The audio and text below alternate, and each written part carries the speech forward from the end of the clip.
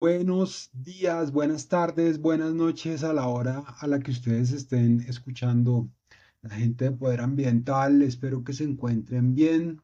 Esta es la segunda entrega de la actualidad ambiental eh, de Poder Ambiental. Como yo les comentaba la vez pasada, este es un ejercicio absolutamente arbitrario en el que yo agarro las cosas que considero son las que más me llamaron la atención en términos ambientales y hablo de eso.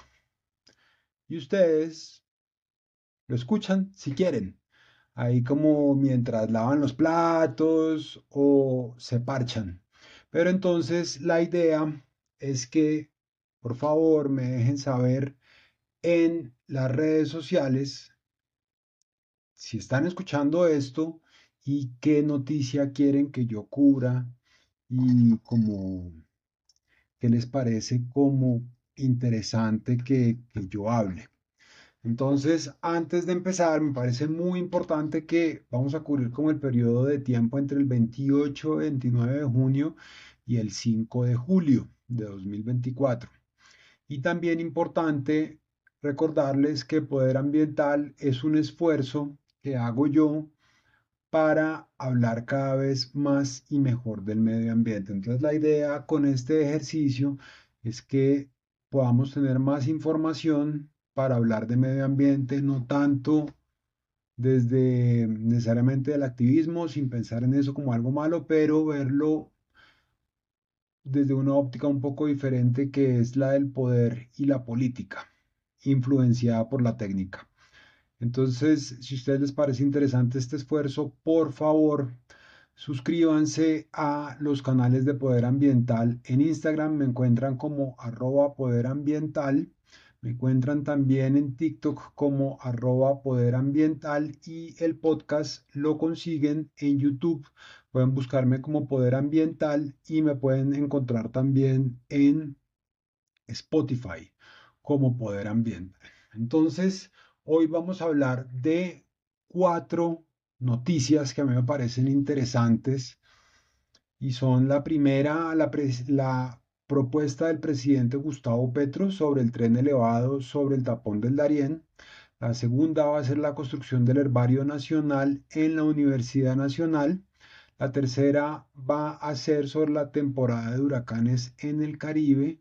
Y la cuarta va a ser el debate presidencial en los Estados Unidos. Unas conclusiones un poco paranoicas a las que yo llego, pero que me gustaría compartir con ustedes. Entonces vamos a empezar con el primer tema, la propuesta del presidente Gustavo Petro sobre el tren elevado en el tapón del Darién. Entonces, básicamente, entre ayer 4 de julio y hoy 5 de julio, pues las noticias han estado inundadas por una propuesta hecha por el señor presidente de la República, Gustavo Petro, en la que él habla de construir un tren elevado que pase por el tapón del Darién. El tapón del Darién está localizado en Colombia, cerca de la frontera que tiene con Panamá, ¿cierto? Entonces, más o menos cuando Sudamérica deja de ser Sudamérica y empieza a ser Centroamérica, entonces ahí está. El tapón del Darién está localizado en el Chocó geográfico, que es uno de los puntos calientes de biodiversidad en el mundo. Es decir, es una de las zonas más biodiversas de Colombia. Y lo que está planteando el presidente Petro es construir un tren que vaya desde el Océano Atlántico hacia el Océano Pacífico, ¿cierto? Y pasando más o menos por 260 kilómetros desde el municipio de Cupica hasta Darien. Entonces, él aproxima esto planteando una consulta con las comunidades que están ahí. Entonces, aquí es muy importante retomar una cosa del ordenamiento ambiental colombiano y es que cuando usted va a desarrollar proyectos sobre territorios colectivos, que generalmente son de comunidades indígenas o de comunidades negras, usted tiene que hacer una cosa que se llama una consulta previa, es decir, usted tiene que someter el proyecto que va a hacer a consulta.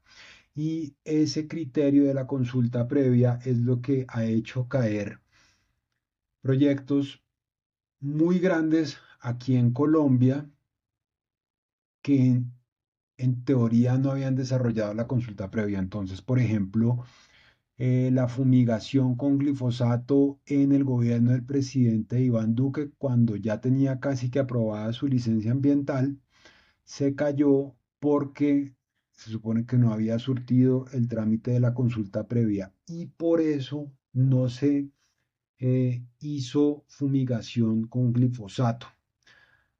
Una línea política que era bastante importante de eso fue trancada por la consulta previa y también los pilotos del fracking. Entonces, los pilotos de fracking que se iban a hacer en el Magdalena Medio colombiano fueron parados por ausencia de la consulta previa por una asociación que se llamaba Asowilches. Entonces, ahí el gobierno lo que plantea es empezar por esa conversación. Entonces, el principio de eso es que el canal de Panamá está teniendo unos regímenes de lluvias que no son nada favorables para el desarrollo de la actividad del canal de Panamá.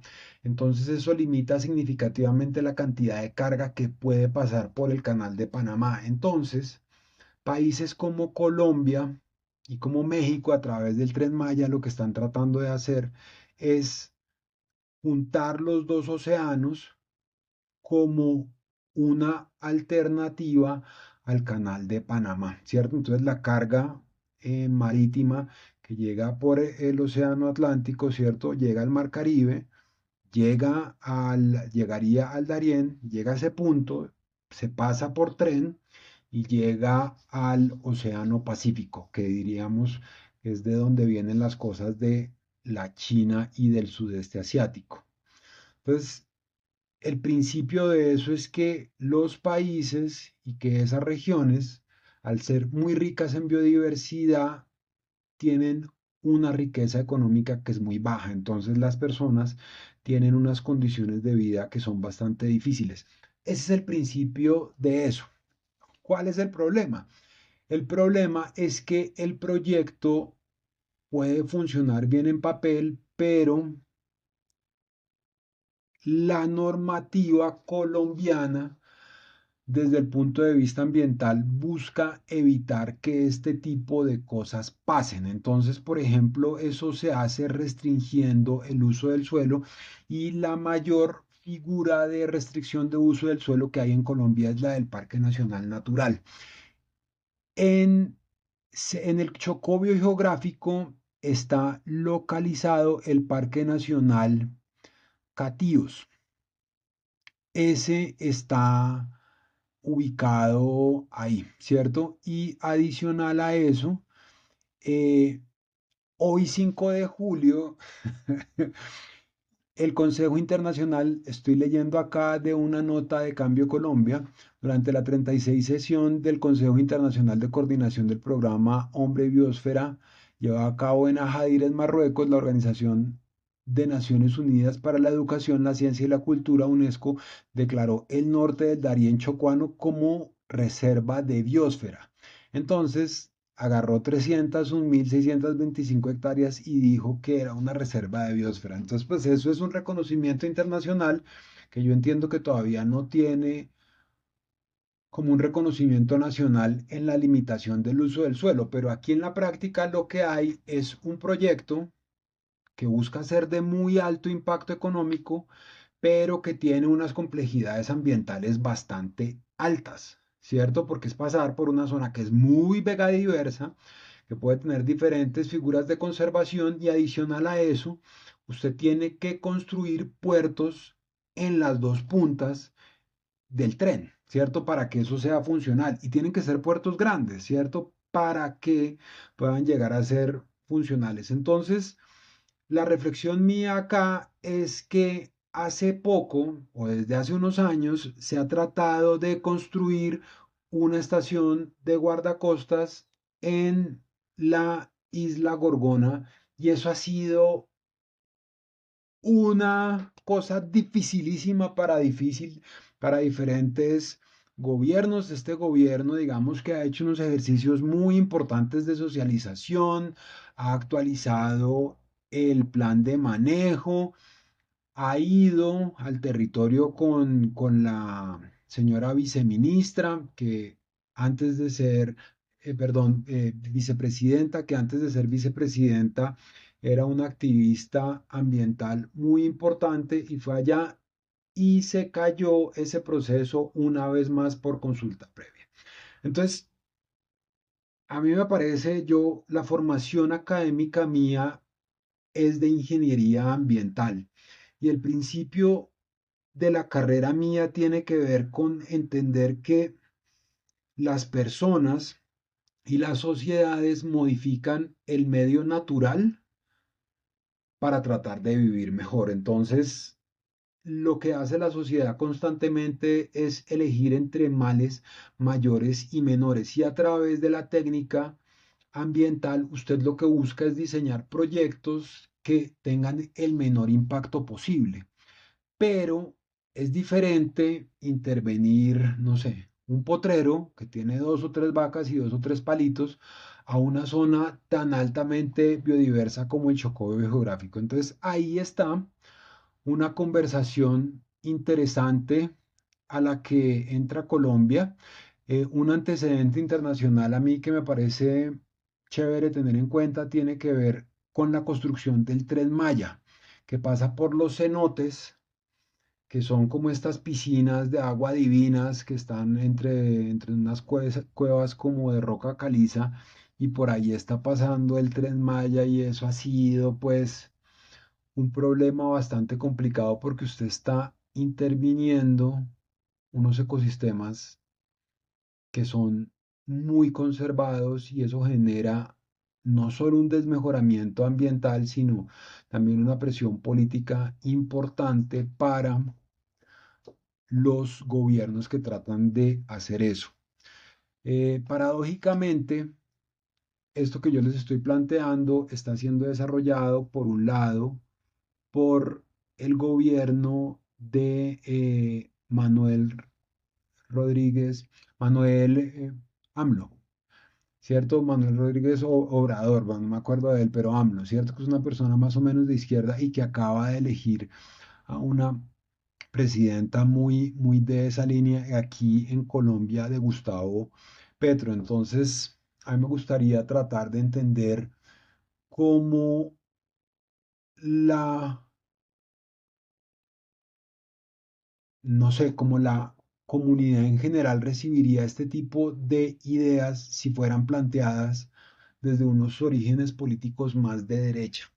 A mí me parece interesante tener esas reflexiones para ver cómo los mensajes que nosotros recibimos de lo ambiental los recibimos mejor o peor desde donde vengan, independiente del contenido, desde el que se planteen, pero hay una conversación nacional interesante. Déjenme saber en los comentarios ustedes qué piensan. Esto todavía está en unos estados muy pristinos, pero pues uno esperaría que esta sea una conversación que vaya evolucionando con el tiempo. Vamos con el segundo tema. El segundo tema es la construcción del Herbario Nacional de la Universidad Nacional. Esta fue una rueda de prensa a la que asistí el día de hoy. Estoy muy emocionado porque esta es la primera rueda de prensa a la que yo asisto como medio. Poder Ambiental nace hace un poco más de 2 años como un ejercicio de difusión en el que yo hablaba muchísimo y cada vez más he ido desarrollando contenidos y digamos que estoy buscando cada vez más hacer cosas que hacen los medios. Entonces, ir a ruedas de prensa me pareció pues un parchezote, muy emocionado el día de hoy como por poder cubrir esto la primera vez. Entonces, muy rápidamente les cuento, el Herbario Nacional está localizado en la Universidad Nacional y el Herbario Nacional, para que ustedes entiendan la importancia de esto, tiene en sus archivos las especies que fueron recolectadas en la primera misión botánica colombiana. Y ahí están guardadas, digamos que todas las otras muestras de las consecuentes misiones botánicas que se han desarrollado en Colombia. Entonces, ahí está guardada como un registro de la biodiversidad colombiana. Si la biodiversidad colombiana, que esto es un tema, si ustedes me vienen siguiendo, es un tema que es tan estratégico para Colombia, la gestión estratégica del conocimiento de la biodiversidad tiene que ser un tema prioritario para Colombia. Es decir, el conocimiento de la biodiversidad nosotros lo tenemos que tener junto con otros países que tengan la misma riqueza biológica o que tenga unas características similares. Entonces, Brasil, Perú, Bolivia, todos los países que tenemos la Amazonía, algunos países del África como Kenia o algunos países del sudeste asiático, es importante que en donde está más biodiversidad nosotros tengamos una muy buena gestión del conocimiento, que tengamos bancos de las especies para que los tengamos ahí. Y por ejemplo, yo estaba hablando con un profesor hoy, él me explicaba que nosotros con esas cosas que, digamos, con esas muestras que se tienen ahí, nosotros podríamos replicar las secuencias genéticas de especies que se puedan llegar a extinguir hacia el futuro, de manera que esto es muy importante. Y adicional a eso, por ejemplo, los peces, usted los capta, o sea, los captura, los caracteriza y usted después los pone en unos frascos de líquido. Y como hay tantos, entonces pues el edificio en donde estaba contenida toda esa riqueza de conocimiento en Colombia pues se está cayendo a pedazos. Entonces, pues era como trágico que un país que tiene en su activo estratégico más importante la biodiversidad, tuviera un lugar en el que se estuviera gestionando su conocimiento que se estuviera cayendo a pedazos. Entonces, la noticia es que con recursos del Fondo para la Vida y la Sostenibilidad, se empezó a desarrollar un proyecto que se va a desarrollar en tres fases. Entonces se empieza a financiar la primera fase, que son 57.000 millones de pesos. Es muchísima plata, muchísima, muchísima plata y me parece que es muy positivo que se haga en la Universidad Nacional, que es una universidad pública. ¿Cierto? Y que esa plata venga de fuentes públicas. A mí eso me parece muy importante. Y entonces como datos, pues les quiero decir que en este momento el herbario alberga 630.000 especies y lo que se busca es que quede con una capacidad de albergar 2 millones de especies. Es decir, casi que se estaría triplicando su capacidad. Esto es central. Digamos que esto es tan importante como invertir en tecnología, en inteligencia artificial. Colombia tiene que invertir en salvaguardar su activo estratégico más importante. Lo que es valioso se cuida y a eso hay que meterle platica. Entonces, chévere que se haya hecho eso, punto positivo para el Ministerio de Ambiente. Hoy estuvimos ahí. Si quieren pueden ver mis redes sociales que hice unas historias y ahí hice un reel en el que le hice una pregunta a la ministra de Ambiente, Susana Muhammad. Entonces ahora vamos por el tercer tema, que es la temporada de huracanes en el Caribe. Bien, entonces llega la temporada de huracanes, esos generalmente se dan en el Caribe, y ahorita había bastante susto por un huracán que se llama Beryl, ¿cierto? Entonces, básicamente los huracanes, en la medida en la que tienen como más fuerza, van subiendo de categoría. Entonces, digamos que este huracán Beryl era categoría 4 y pues es de muy alta intensidad. Entonces, pues básicamente, eh, esta es la época en la que empieza a haber huracanes en el mar Caribe. Entonces, ¿en dónde está el asunto y por qué esto es importante? Acá nosotros tenemos un antecedente muy grave y es que en el 2020 llegó un huracán que se llamaba Iota y destrozó con la isla de Providencia, pero la acabó, la acabó, ¿cierto? Y lo que muestran los estudios, la información que uno consulta es que los huracanes se alimentan de aguas calientes. ¿En qué? Sí, digamos que hay una relación entre el fenómeno de la niña y el aumento de la frecuencia, es decir, hay más huracanes y tienen una mayor potencia los huracanes cuando hay presencia del fenómeno de la niña. Eso es lo que se está planteando.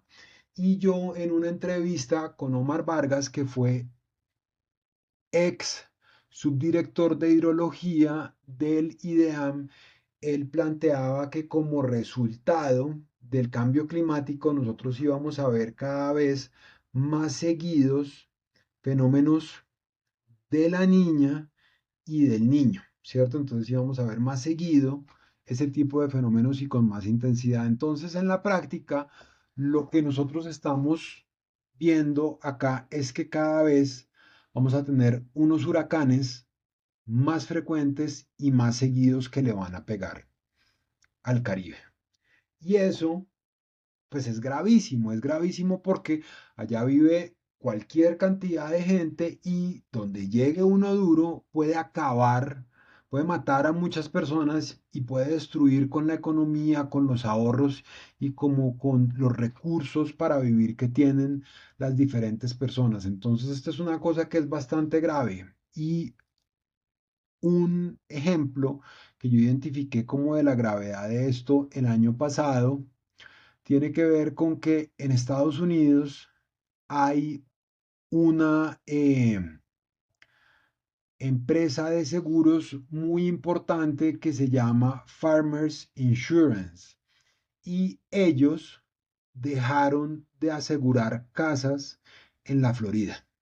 Ellos se fueron de la Florida y la razón por la que se fueron de la Florida es porque el negocio de ellos no era rentable ahí. Entonces, una empresa de seguros lo que hace es que a alguien le cobra una plata y le dice, mire, si usted me paga una plata, ¿cierto? Y a usted se le llega a presentar un evento que sea catastrófico para usted, que puede cubrir un huracán, nosotros le cubrimos una cantidad de plata. Entonces, lo que estaba pasando era que los fenómenos que ellos estaban asegurando se materializaban muchísimo más seguido. Entonces, digamos que esto me lo estoy inventando, pero digamos, ellos dicen, mire, yo agarro y aseguro, no sé, 1000 casas y cada 1000 casas me dan a mí $100 y por ahí cada año yo tengo que pagarle uno a dos de esas casas 1000 o $2000, más o menos. Entonces ahí está el negocio. Pero cuando hay más huracanes, más seguido, lo que pasa es que esas empresas de seguro tienen que pagar más seguido plata a la gente que está asegurada y eso deja de ser un negocio para ellos. ¿Y por qué es esto grave para la economía? Porque cuando dejan de haber, eh, o sea, cuando se disminuye la presencia de empresas grandes que aseguran, los precios de los seguros de las personas aumentan, ¿cierto? Entonces, digamos que en la práctica en el estado de la Florida a la gente le resulta más caro asegurar su plata que en otros estados su casa, perdón. Entonces, si usted vive en la Florida y usted tiene una casa, le resulta más caro asegurar su casa que si usted viviera, no sé, en Wyoming o no sé, en Nebraska o algo así. Digamos, sale más caro porque usted tiene más posibilidad de ser golpeado por un huracán en la Florida. Entonces, los seguros de las personas aumentan. Y en el peor de los casos, digamos, si usted no tiene una cobertura de seguro sobre su casa, sus activos se vuelven muchísimo más riesgosos porque usted puede perder todo sin tener un respaldo económico. Esa es una consecuencia tangible del cambio climático. Entonces, digamos que usted a través de la economía ambiental puede hacer diferentes ejercicios, los que quiera, y puede ser como presuntivo y todo, pero cuando usted se encuentra con realidades de mercado como estas, usted empieza a observar que el sistema económico está empezando a registrar la gravedad de la crisis climática. Desafortunadamente, lo que está pasando en este momento es que nosotros estamos haciendo a un menor paso de lo que el cambio climático nos está pegando a nosotros. Entonces, pues la verdad es que queda poco tiempo para revertir esto que nosotros estamos haciendo y no está fácil, no está fácil porque estos ejercicios de las transiciones que nosotros tenemos que hacer no son sencillos y digamos que hay unos elementos técnicos y unos elementos económicos también que no se pueden hacer del día de la mañana. Es decir, estamos frente a una situación que es bastante compleja y los huracanes y la temporada de los huracanes, a pesar de que nosotros, por ejemplo, aquí en Colombia, que vivimos la gran mayoría de la gente en una región que está protegida por las cordilleras, sin embargo, la gente, por ejemplo, en Barranquilla, en Cartagena, en Santa Marta, vive una realidad completamente diferente. Y en los estados del Caribe o en los. Sí, son unas realidades que son completamente diferentes. Y ahí pues toca ponerle el ojo para moverse hacia adelante. Eso era lo que tenía para decirles sobre la temporada de huracanes en el Caribe. Ahora vamos sobre el debate presidencial en los Estados Unidos.